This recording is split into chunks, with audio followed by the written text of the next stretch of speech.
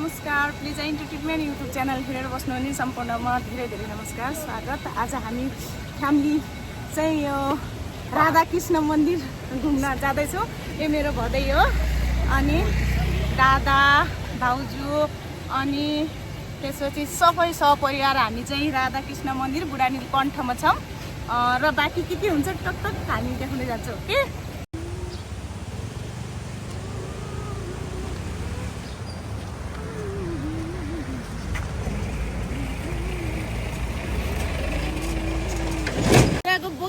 बोक चलाएको छ फेरि। अनि हामी चाहिँ आज बुढा नीलकण्ठ, देशको परिस्थिति यस्तो हुँदा पनि रमाउन चाहिँ छोड्नु हुँदैन है गाइस। ल उहाँहरू एकदम नेपालगञ्जदेखि राधाकृष्णको दर्शन गर्नलाई सपरिवार आउनुभएको छ। देख्न सक्नुहुन्छ बेबी बोइजहरू पुरा हिरो भएर है रक भएर हिँडिराख्नु भएको छ। ल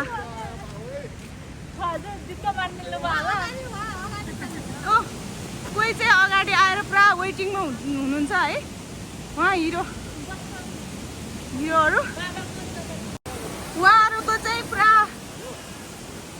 बाइकको सवारी है, पहिले आएर टक्क हिरो भएर बस्नु भएको छ। उहाँ हुनुहुन्छ के भन्छ उहाँको नाम चाहिँ आलिया भट्ट। हेलो आलिया भट्टजी, के छ हाल खबर? हेलो हिरो, उहाँ हुनुहुन्छ हिरो। के छ यहाँ? एकदम ठिक छ। हामी कहाँ छौँ अहिले? बुढा नीलकण्ठको यो राम मन्दिर असाध्यै राम्रो रहेछ। ए राम मन्दिर,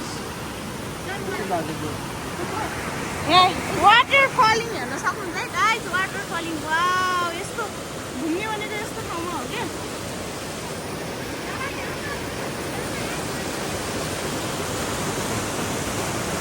यस्तो हो क्या घुम्ने भनेको।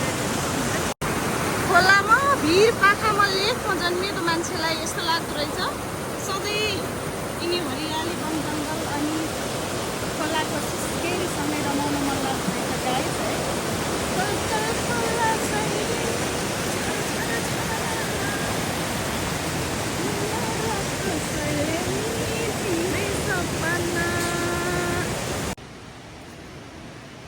बुढा नीलकण्ठ नगरपालिका राधाकृष्ण मन्दिर सुन्दर दृश्य तपाईहरूलाई देखाउँदैछु। अवश्य पनि मनको शान्ति, मनमा कान्ति छाउने रमाइलो नेचर छ।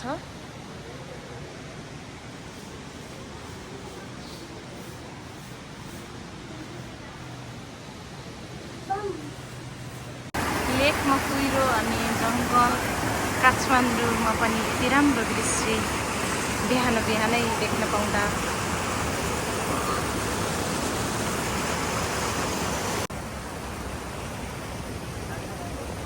तपाईँहरूले देख्न सक्नुहुन्छ। यो चाहिँ बुढा नीलकण्ठ काठमाडौँमा रहेको राधाकृष्ण मन्दिर। यहाँ चाहिँ हामी सहपरिवार यसरी गइरहेका छौँ। अनि यहाँ चाहिँ अब आरती सुरु हुन्छ।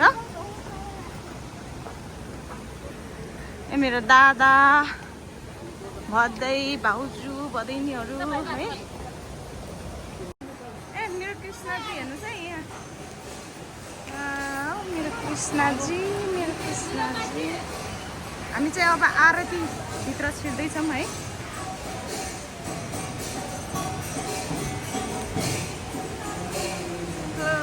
कृष्णजी